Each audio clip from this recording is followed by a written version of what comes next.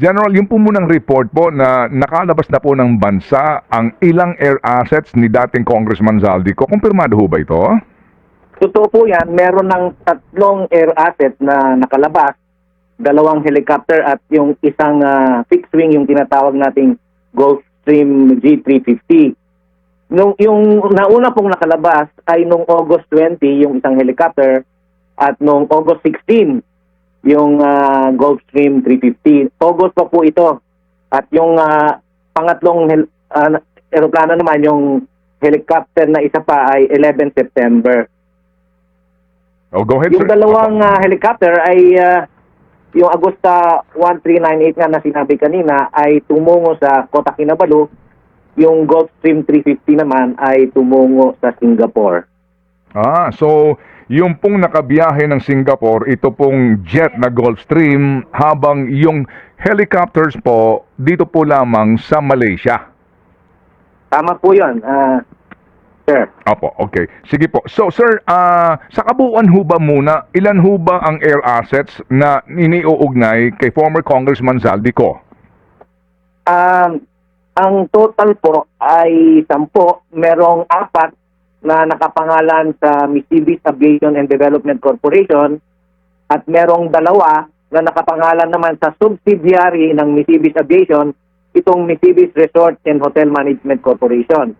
At meron pang 4 na nakapangalan naman sa Hightone Construction and Development Corporation na kasama rin sa incorporator si former Congressman Zaldico. Okay, opo. So, sir, dito po sa lumalabas po 10 lahat, ano po? Tama po, yan po yung nasa aming record sa CAAC. Opo. Sa 10 pong ito, ang kumpirmadong nakalabas na po ng Pilipinas ay yung pong Gulfstream jet na nasa Singapore ngayon as we speak, at yung pong 3 helicopter. 2 po, 2 helicopter. 2 lang na helicopter. Okay. Opo. Nasa saan po yung iba na mga air assets po, General? Ito pong iba ay nasa iba't ibang hangar dito sa Pilipinas.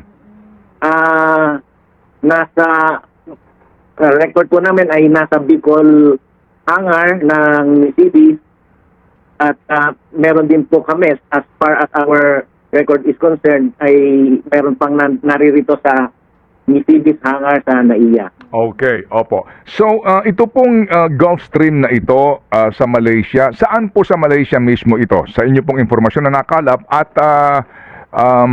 paano po ang inyong pagsiguro na iyon ay hindi po maibebenta o maipupuslit palabas ng Singapore para maitago? Ito pong Gulfstream ay nasa Selet.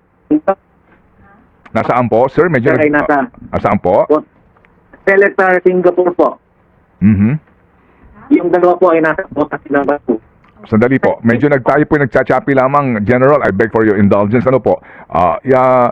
Nasaan po sa Singapore yung Gulfstream, sir?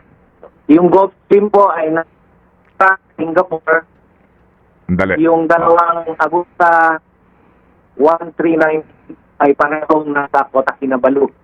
Opo. Sandali po lamang, General. Nagpuputol-putol lang po tayo. Sana po, pagpasensyahan niyo po kami. Ayusin lang po namin po yung linya. Opo, para po maayos po ang ating ugnayan. Oo. Okay na ba ang ating linya? Kasi nga, cellphone po ang ating ginagamit. And as we all know, we are in the Republic called the Philippines. And the cellphone and the cellular service is always at par. Habang inaantay natin siya, tama ba yung dinig ko? Ayun na, nandyan ulit. Eto. Okay. Confirm natin ulit yung air assets. Sige. Sir, sorry po. Nag-ano lang ho tayo, puputol-putol. Gulfstream 350 po, nasaan sa Singapore, sir? Ayon po sa flight plan na pinail nila, nung umalis ay yung Gulfstream 350 nasa Seletar, Singapore. Yung 2 Agusta 1398 ay nasa Kota Kinabalu, Malaysia. Opo. Ito pong Gulfstream na jet ngayon, nakarehistro pa rin po under the Philippines Aviation. So, ano po ang ating pananggalang na hindi ito maipupuslit kaya? Talaga ho bang ito po'y naka-freeze na per AMLAC order? As far as our record is concerned, we are monitoring itong mga movement ng mga aeroplanong ito, pero hindi po kami sure kung meron ng freeze order ang AMLAC. Wala pa po kaming natatanggap na freeze order dito sa CAAP. So magmula ho nang lumabas yung balita na request nila Secretary Vince, wala pang confirmation. Kapag ho ba mayroon ng freeze order officially ang AMLAC, dapat may kopya na po kayo, ano po? Tama po yon. Sa ngayon po, ang natanggap namin na mga sulat galing sa AMLA ay mag-submit ng mga documentations at records ng eroplanong ito. Ganon din po ang Ombudsman, ang NBI, ang DPWH ay binigyan na po namin ng mga karampatang documentation ng mga eroplanong mga nasabi po. Okay. So ano lang ho ang poder ng kaap dito? Hanggang saan lang po ang inyong kapangyarihan sa usapin po ng pagsiguro, kung kakayanin po ninyo masiguro, no, ho, na hindi makalabas pa ng Singapore, makaalis pa ng Singapore itong jet na ito at eventually maibenta, ma-dispose? Ang CAAP po, ang regulatory body ng mga eroplanong nakarehistro dito sa Pilipinas. So habang nasa atin po ang registration, ay hindi maaaring maibenta ang mga eroplanong ito nang hindi na de-register ng CAAP. Sa ngayon po ay hindi pa na-de-register ang mga eroplanong ito, although nagkaroon po sila ng attempt, nag-request po sila ng deregistration, pero dahil nga subject na po sa investigation, hindi na po pre-process ng CAAP ang deregistration application. Kailan po nag-apply ng deregistration itong mga kumpanya na nagmamay-ari ng naturang mga air assets? Sir, sa inyo pong opisina, kailan sila nag-attempt? Lahat ho ba nung 10 ay sinubukan na i-deregister? Hindi po. Yung 3 lamang po ang nag-apply for deregistration. Yung una, sir, yung unang helicopter nag-apply. Umalis siya ng August 20 at nag-apply ng deregistration ng 14 September.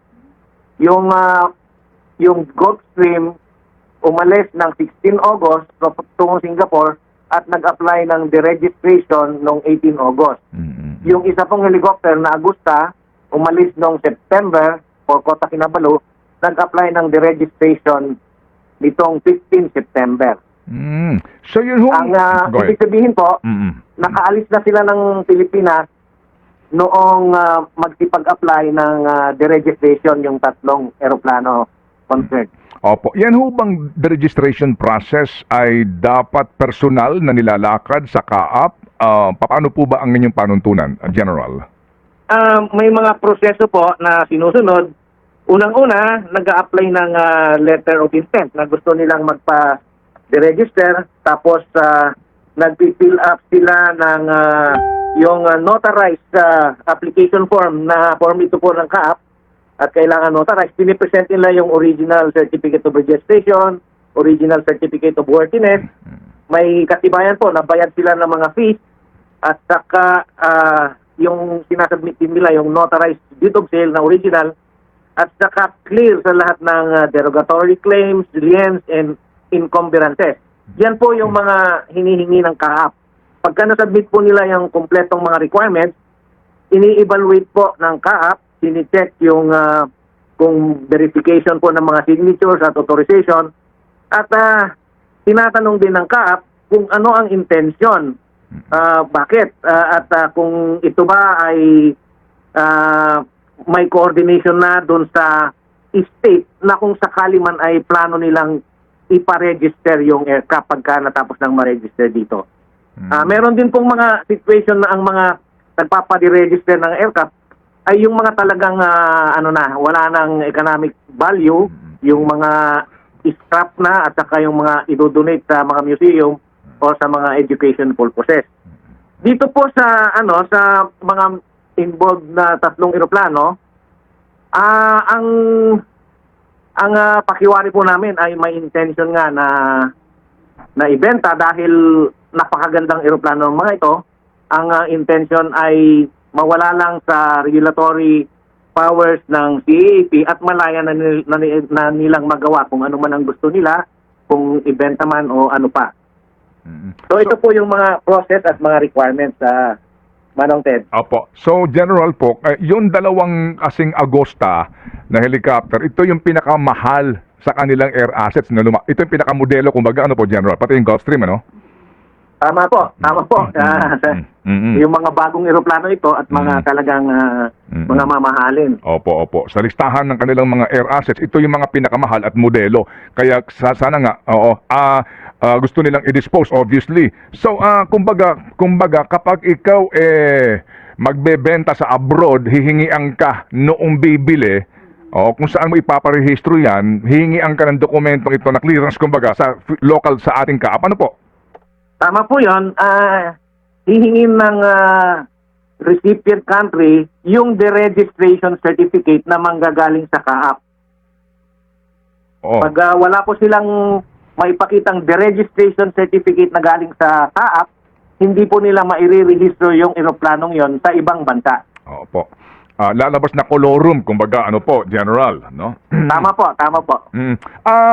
Meron, kung sakasakali ho ba, meron ba hong pananagutan ang sino mang individual sa labas ng bansa, ano po, na bibili ng mga gantong eroplano o helicopter ng walang karampatang dokumento gaya po nitong deregistration? Sa ating bubang panuntunan, would you know, General?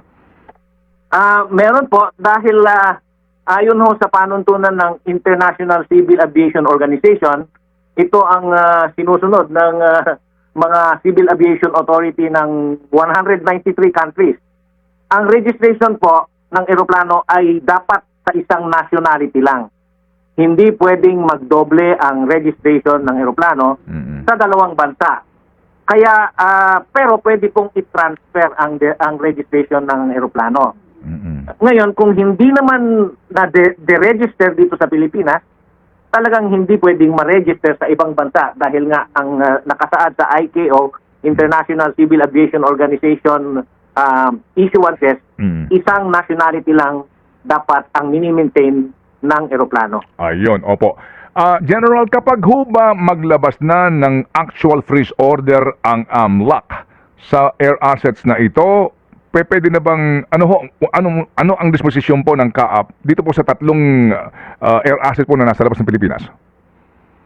Unang-una po, ang pwede namin gawin ay makipag-coordinate sa Civil Aviation Authority ng mga bansa kung nasaan itong mga eroplano. Ipapahiwatig natin sa Civil Aviation Authority ng Singapore o Malaysia na meron ng freeze order ang gobyerno natin at hihingi tayo ng tulong na i-implement kung ano man ang recovery procedures ng gobyerno po natin. So meaning, abisuhan lang po yung mga CAAP counterpart ninyo sa Singapore at saka sa Malaysia na meron na pong official na freeze order dito yung ating Anti-Money Laundering Council para lang po tulungan tayo na mapangalagaan yung mga assets na ito na hindi makalipad. Ganun po ba yun, General? Tama po. Pwede nating hilingin na extension ng implementation ng freeze order ng bansa natin ay isa katuparan din ng Civil Aviation Authority ng concerned countries. Opo.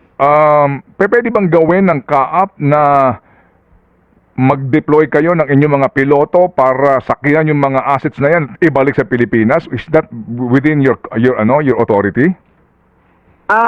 Pwede pong gumawa ng arrangement ang CAAP. Pwede naman pong under supervision ng CAAP yung paglipad ng mga eroplanong ito. At siyempre kasama ang iba't ibang government agencies na magiging involved doon sa recovery.